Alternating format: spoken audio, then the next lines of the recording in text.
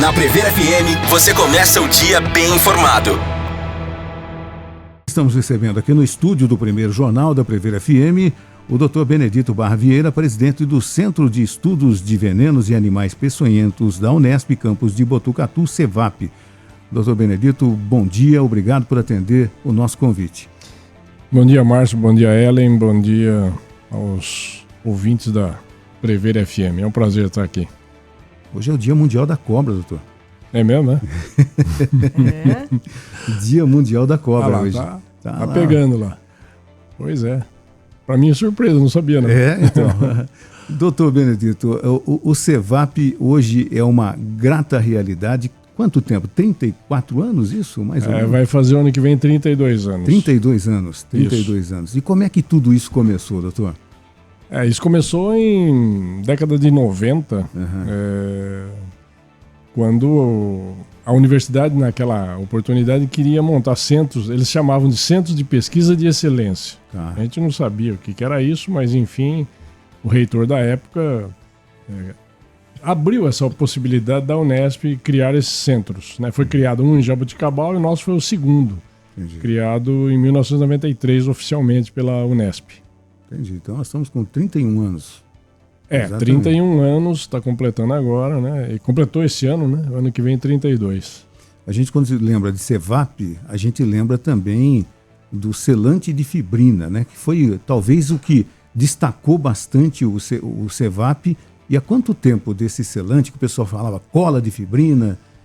Então, essa foi uma das nossas bandeiras lá em 1990 para convencer a universidade a criar o centro que ia fazer uma cola de fibrina inédita no mundo. Essa foi a história que a gente vendeu lá atrás e que pouca gente acreditava, né? Que era extraída de veneno de cobra e de sangue. Na época, a gente não sabia ainda que animal que a gente ia usar para extrair o outro componente. São dois componentes, né? E inicialmente era ser humano mesmo que a gente extraía. O fibrinogênio que a gente chama é um componente do sangue humano. E, bom, a história é longa. E começou quando um professor da Unesp, você conhece ele, o professor Fausto Viterbo, ele é cirurgião, né? E ele estava fazendo a pesquisa dele com a cola de fibrina tradicional que era produzida de sangue humano naquela época. E 1990, por aí, o FDA americano proibiu a comercialização dessa cola porque ela transmitia vírus, doenças infecciosas, né? Porque ela era extraída de sangue humano. E aí surgiu a ideia de nós fazermos com veneno de cobra, né? Usar um componente de veneno de cobra e outro de alguma coisa, né? Inicialmente foi ser humano, depois que a gente foi estudar vários animais doadores e chegamos à conclusão que os búfalos são os melhores doadores. Hoje, então, a gente usa veneno de cascavel para tirar uma fração, né? Uma enzima, e usa sangue de búfalo para fazer o outro componente. Mistura esses dois e ele vira o selante. Hoje é chamado de selante. Ele tem para cola, né? E essa evolução desse selante hoje, daquela época até hoje, como é que evoluiu? Como é que está hoje o selante de fibrina? Bom, naquela época era muito difícil você conseguir extrair as frações limpas, né? Vamos dizer assim, porque os aparelhos da época não permitiam, né? Você, para fazer um fracionamento de veneno de cobra em 1990, você tinha que ir no vidraceiro, comprar um tubo, colocar dentro uma resina, pendurar no canto do laboratório, colocar o veneno lá em cima e esperar uma semana para esse veneno passar e tirar as frações de dentro. Então, quando você tirava essas frações, muitas vezes vinham impuras, elas tinham contaminantes, né? Então era muito difícil aquele tempo. Hoje, com o aprimoramento da tecnologia, você faz em 24 horas, você tira a fração limpinha, né, do jeito que você quer. Existem aparelhos para isso, a gente tem esses aparelhos hoje, né? E você extrai a fração assim em 24 horas em quantidade, né? A gente consegue trabalhar 15, 20 gramas de veneno numa passada só, entendeu? Quer dizer, agilizou sobremaneira, 24 horas está tudo pronto. Sim. E essa é tecnologia aqui de 30 anos que foi avançando, não por nossa causa. A tecnologia no mundo avançou. Avançou, né? Em todos os segmentos, né? Todos os segmentos. E então hoje tem aparelhos, são chamados cromatógrafos, que tem colunas enormes, se você coloca lá 15, 20 gramas de veneno, ele processa em 24 horas e te dá a fração limpa para você trabalhar ou até para aplicar em ser humano, né, que é o nosso objetivo. O pessoal que está acompanhando o nosso bate-papo aqui, doutor, onde é usado esse selante de fibrina? Bom, a gente costuma dizer que ele é um produto versátil, porque ele tem várias aplicações, né? E ainda existe o selante de fibrina comercial. Tá. Ele é importado, custa caro, é feito a partir de sangue humano ainda, né? E o nosso, né, nesse sentido, ele é diferente de todos. E aí que está a grande dificuldade de você conseguir chegar no produto final. Porque você tem que provar para toda a ciência mundial que isso é... Primeiro que é coisa de brasileiro, certo? Começa por aí a dificuldade. Provar duplamente. Né? Duplamente. Você tem que provar duplamente que o seu produto é aquilo mesmo que você está falando, né? É eficaz. Exatamente.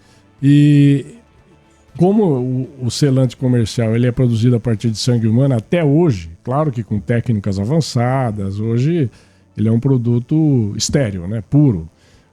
O nosso é diferente de tudo isso aí. E é produzido a partir de produto animal. Por isso que ele chama de um produto biológico. Né? Que aí originou a fábrica de amostras de biológicos. Foi baseado no produto selante de fibrina e no soro antiapílico, que é outro produto que a gente desenvolveu também. Né? Perfeito. Eu gostaria que você falasse um pouquinho mais sobre esse soro antiapílico também. Então, o selante começou... há 30 e tantos anos atrás. O soro antiapílico, oficialmente ele começou em 2013. Né? Nós tínhamos um professor que acabou fazendo mestrado e doutorado com soro, porque o soro é produzido em cavalos no Brasil. Né? Tá. Você inocula o cavalo, tira o sangue e a partir do plasma você separa o soro contra picada de cobra. Você disse que hoje é o Dia Mundial da Cobra, então o soro contra picada de cobra é produzido em cavalo no Brasil. E esse soro antiapílico é para contra acidentes com abelhas africanizadas. Então, o Brasil não é o Brasil hoje, né? As Américas hoje tem um tipo de abelha que não tem no resto do mundo, chama abelhas africanizadas. Porque em 1956 o Brasil teve uma crise de abelhas por causa de mortalidade, produtividade baixa de mel, própolis. Então, um pesquisador de Rio Claro trouxe as abelhas africanas para cá, que são muito produtivas, né? Elas trabalham muito, elas acordam mais cedo e dormem mais tarde que as outras europeias. É uma característica dessa abelha. Ele trouxe essa abelha para cá, para Rio Claro, elas escaparam, e aí...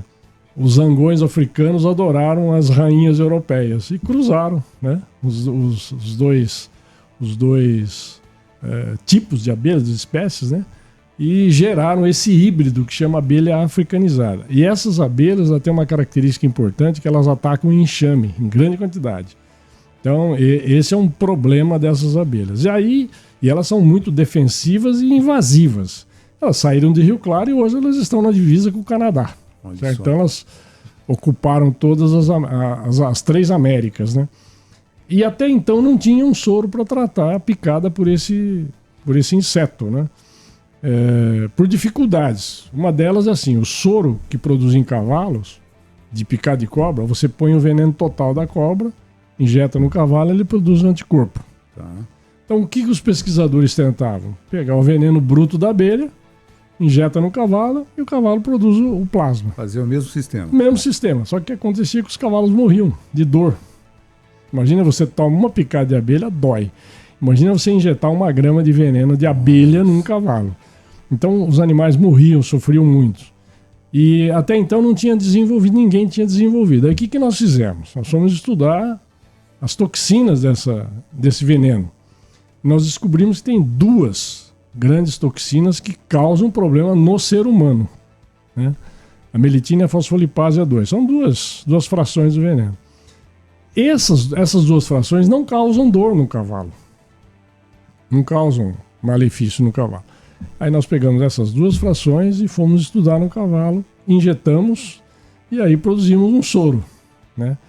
não era um soro total, era um soro parcial, porque ele só neutralizava essas duas frações majoritárias que a gente chama, em torno de 70% do veneno de abelha são essas duas frações.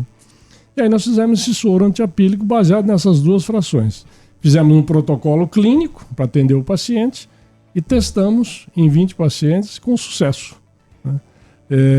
Então, nós conseguimos atravessar o que a gente chama do Vale da Morte, né? Que é a pesquisa fase 1-2. E esse projeto, aliás, o do Celante também, estão na última etapa, que é a fase 3. A fase 2 já foi vencida, já foi publicado relatório para a Anvisa, porque você tem que ter autorização da Anvisa para fazer tudo isso, né? Então agora nós estamos na fase 3 dos dois produtos, do Celante e do soro antiapílico. Entendi. E o Cevap, ele, embora tenha criado esses dois soros, digamos assim, né? Tem outras, vamos dizer, antídotos para picadas de outros animais, tipo escorpião, por exemplo, a própria cobra. Tem antídotos para isso também? Não, o que a gente tem é um grupo de trabalho da FAPESP, que a FAPESP há 2 anos financiou um projeto de um centro que eles chamam de Centro de Ciência Translacional. É um projeto da FAPESP de 10 milhões para 5 anos. Então nós temos no grupo, o pessoal de Ribeirão Preto, da Faculdade de Ciências Farmacêuticas de lá, estudando esse problema do escorpionismo, que é um problema, principalmente para criança, né? Hoje uma criança picada por escorpião tem que ser atendida imediatamente, porque você não sabe o que vai acontecer. Se ela pode não acontecer nada, mas pode morrer inclusive. Então é um grande desafio isso aí. Mas nós ainda não chegamos no produto. Estamos ainda na bancada, vamos dizer assim, né? Desses projetos. E um outro estudo que a gente está conduzindo também é com lhamas, né? A lhama é um animal, os camelídeos, né? O camelo, a lhama, esse grupo de animais, eles produzem um anticorpo que é bem pequenininho em relação ao anticorpo produzido pelo cavalo. E esses anticorpos, eles penetram em locais do corpo humano que os outros anticorpos não penetram. Então, hoje, a ciência mundial está estudando muito esses animais para produzir tudo. Aí, no caso, entra até anticorpo monoclonal para tratar câncer, enfim. A bola da vez hoje estão com as lhamas. Que coisa, né? Ou guanaco, ou vicunha, né? Que são os nomes. Isso, essa turminha aí. Essa turminha. E a biodiversidade no Brasil, pensando até em cobras, auxilia o desenvolvimento de biofármacos?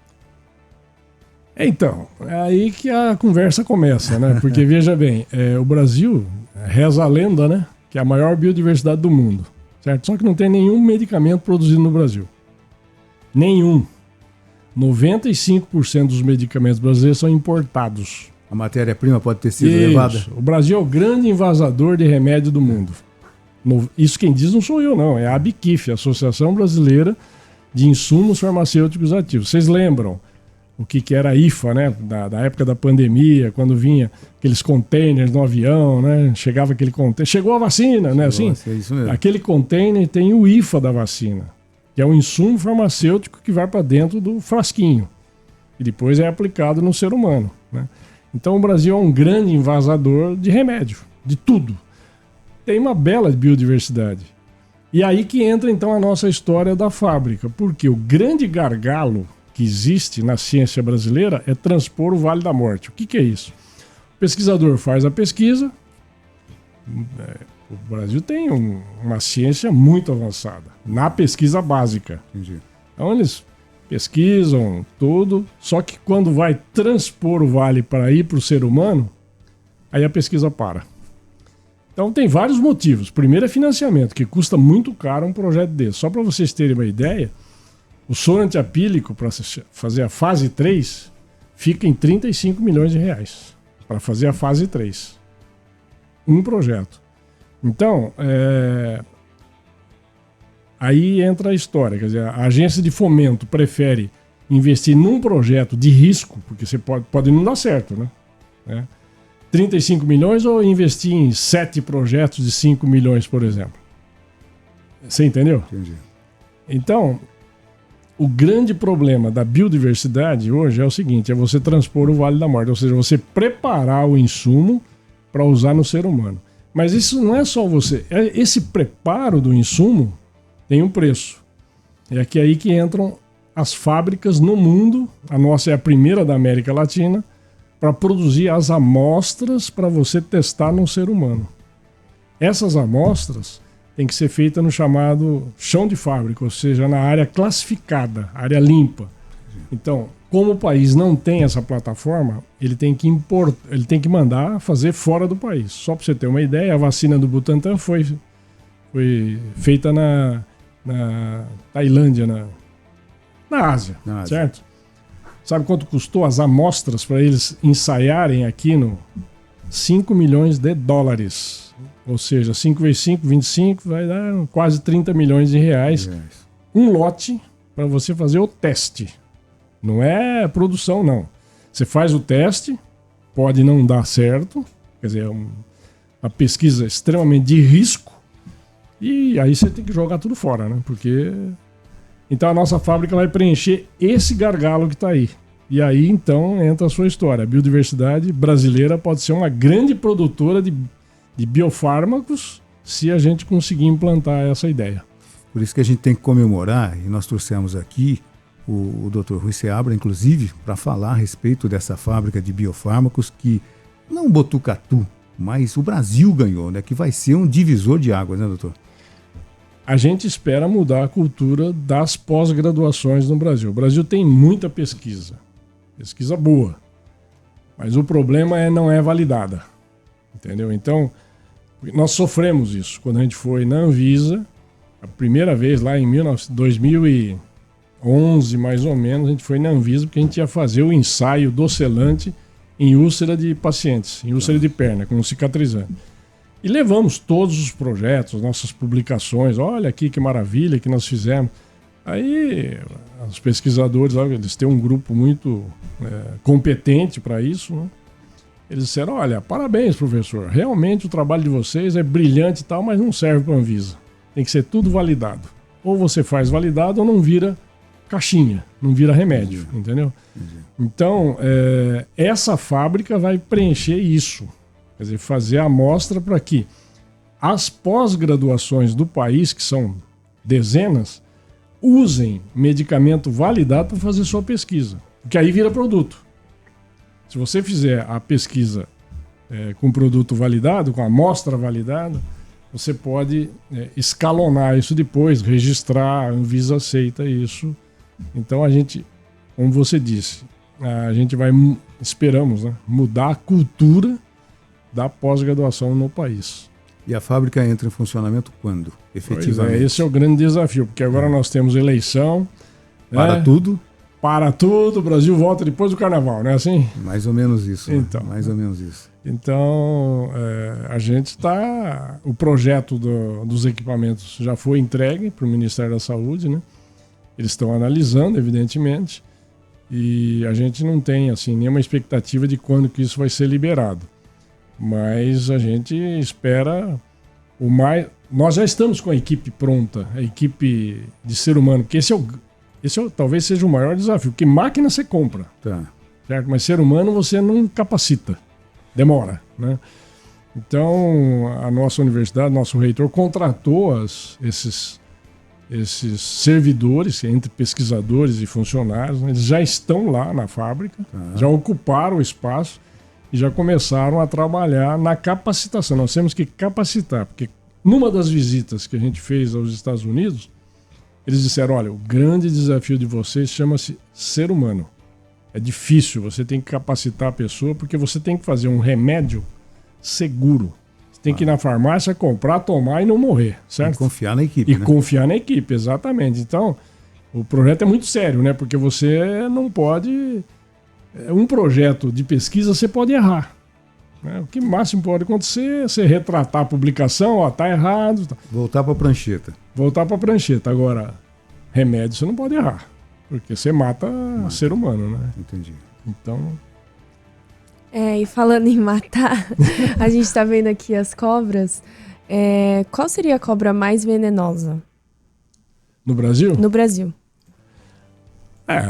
Veja, as venenosas são as jararacas, cascavéis e corais, né? Mas os acidentes, a maioria dos acidentes é causado por jararaca, dá cerca de 80%, 20% cascavel e menos de 1% são as corais. Vamos dizer assim, se você estiver no campo e você sofrer uma picada, qual delas que você tem chance de morrer, né?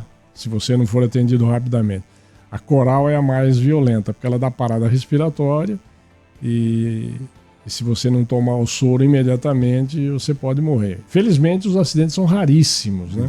Menos de 1% no país todo. Depois vem as cascavéis, né? As cascavéis, aí você tem um tempo maior para atender o paciente, 6 horas, evolui bem.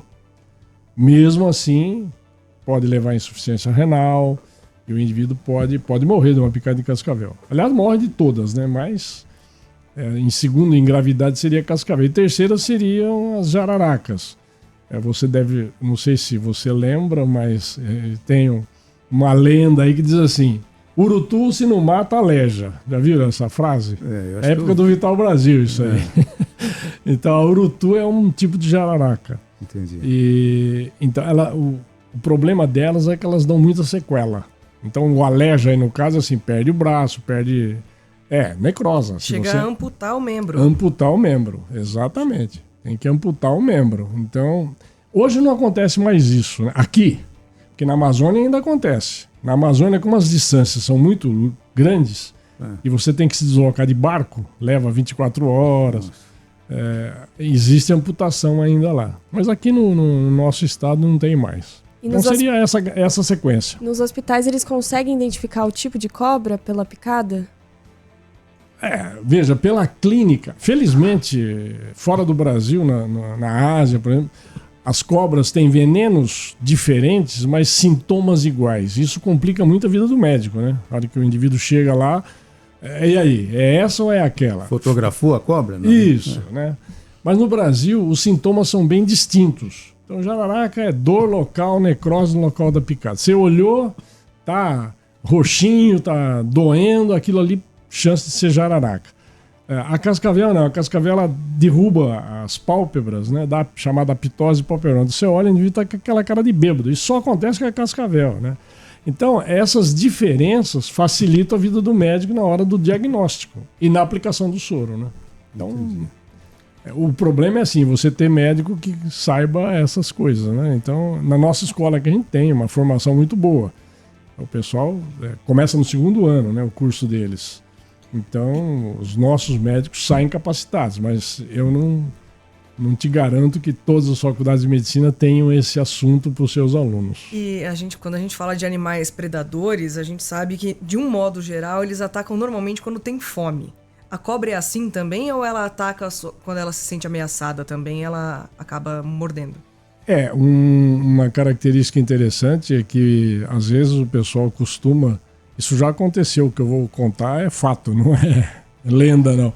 O indivíduo sai no domingo, né? Passa o seu perfuminho, põe sua bermudinha, né?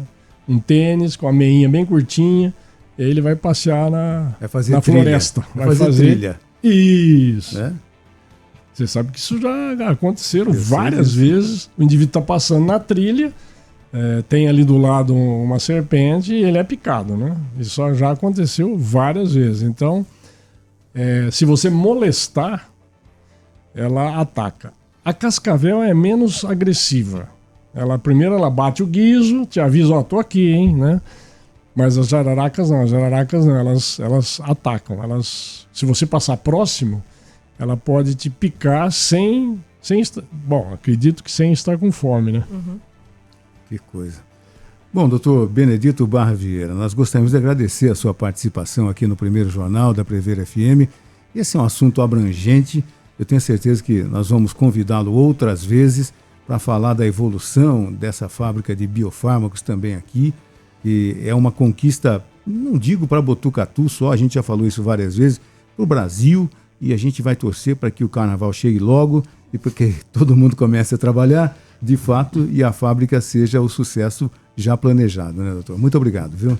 Obrigado Márcio, Ellen, estaria à disposição para voltar aqui. Espero ter contribuído. Claro que sim. Claro Apesar que sim. das emoções aí, espero ter contribuído com... No Dia Mundial da Cobra. No Dia Mundial da Cobra, exatamente. Bem apropriado. Muito obrigado, doutor.